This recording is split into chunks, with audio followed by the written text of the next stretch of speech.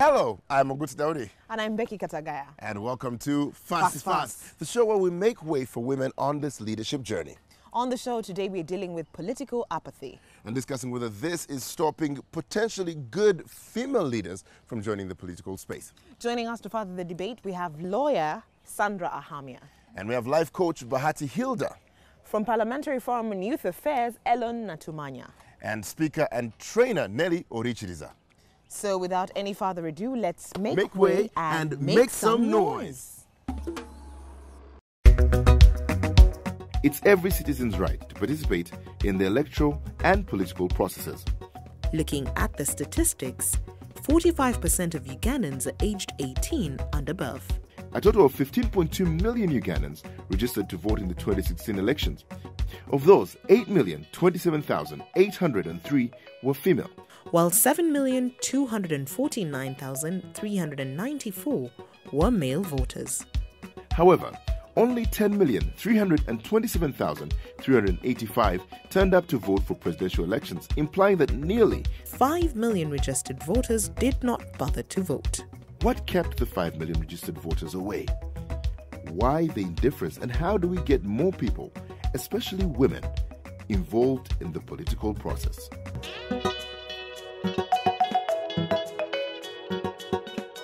Yeah. Not really.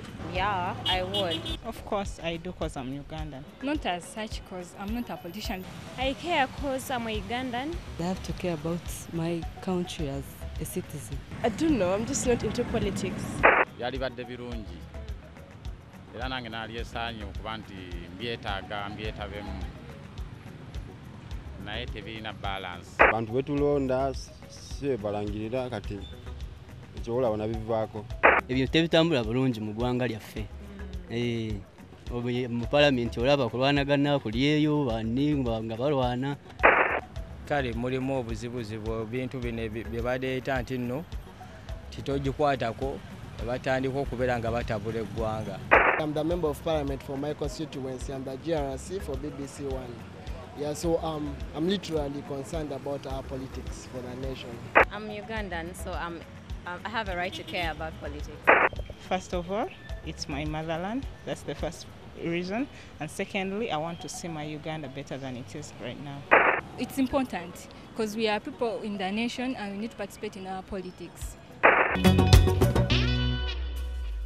Now, those were your reactions as to your enthusiasm as regards the political space right now, how you felt. But I'd just like to ask our panel, what did you think about those reactions? I think I'll start with you, Nelly. You've been rather quiet. David,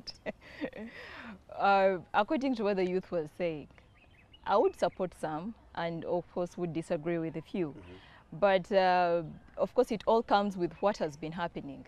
Now there was one who totally said they wouldn't go and vote because I could imagine they wouldn't go and vote because of what has been happening before. Okay. Originally, even also me, I didn't want to go and vote at first. Okay. But my mind turned all over within like 3 days and I made a decision. Okay. So trust me, even that particular guy at the last minute, he can say, let me go and put my vote. Did you have a good feeling or about the last election? You went and voted. What do you feel like now? That smile. That's even just a hard one. Trade carefully. That's just a hard one, David. But just know I voted. Would you go back and vote? Are you going to vote in the next election? Yes. All right. So let me ask Sandra. You ran for office. Let's go to the apathy side of people who ran for office. You ran for office. Yes. Well, it didn't turn out the way you expected. Are you going to run again? Not sure. Not really, not in 2021. So I'll give you my reasons. That from what we're discussing and from what we've seen is that people are really interested in the politics of this country, but that the results really disappoint them. I could tell you I contested in the National Youth Council election. Yeah. And I contested for the student representative, then I was still a student, and lost. I could tell you we cannot turn a blind eye on the fact that we are under the multi-party dispensation. Yeah. So if people, especially who have resources, I cannot lie to you, the NRM has the resources, because you cannot separate the NRM from the government. Somehow they are so intertwined. So NRM has the resources, and it has 99.9% of the delegates in the National Youth Council structures. So Ms. Sandra, who has a background of supporting the Forum for Democratic Change, I had a problem. The propaganda was there in the newspapers that this girl, you know, she's FDC, because I wasn't contesting on the party card. I came in as an independent because I was from the UNSA. UNSA is the Uganda National Students Association. So it is sort of non-partisan, so I could not hold my party card. Party card. Yes. So it goes back to resources, with the constraint of resources. Or is it just that and a lot the of fact us are that bad NRM, and the fact that the NRM, and the fact that the NRM has the resources, the government has, the NRM has the state resources and the machinery, which really puts the rest of us at a risk. So do you think a situation or circumstances like the ones you went through bar women from actually participating in the political arena, aspiring towards office? Because you never hear a woman saying, I want to be president. We saw one last election, she was only one. Maybe Obote was. I know she's not the first one, I'm talking about currently. Oh, currently, yeah. So do you think situations like what Sandra went through stop women, bar women, from participating in the political arena?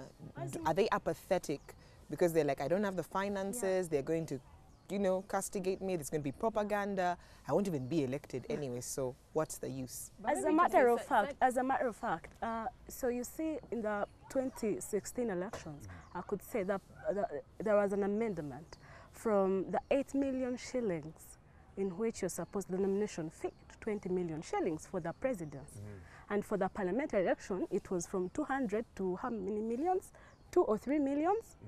So for the women who do not have resources, who cannot easily access resources, it becomes a problem. Sandra, just let us know, what exactly did you miss out? Because you say you can't go back to contest because of the resources. But what resources? Was it just financial? What did you miss out? What didn't you have? Yeah. Like if you had the finances, like we paid everything, would you still be able to go back, or there are other reasons? Oh, you need a clean system. So I think what I feel like I should do, or what should be done differently, is to raise awareness. Because I could tell you those youths voted according to who paid what. Yes? Are you able to give them, I do not know, 5,000, 10,000, and there was that whole bit of propaganda. People are so, I could tell you, people are poor. Let's stop pretending because we live in an urban setting and think that people are poor. So if someone is going to give me 5,000, but I do not want to participate in a system where I'm bribing someone to vote me, I want them to understand my cause and rally behind my cause. We hear allegations of bribery in elections all the time, but we never actually have evidence to that fact. When elections are being appealed, no one ever actually puts actual evidence to that. Yeah. I think there's been a lot of evidence. So shouldn't I mean, that has been more than with kilograms of sugar and salt in the village. I don't think so much.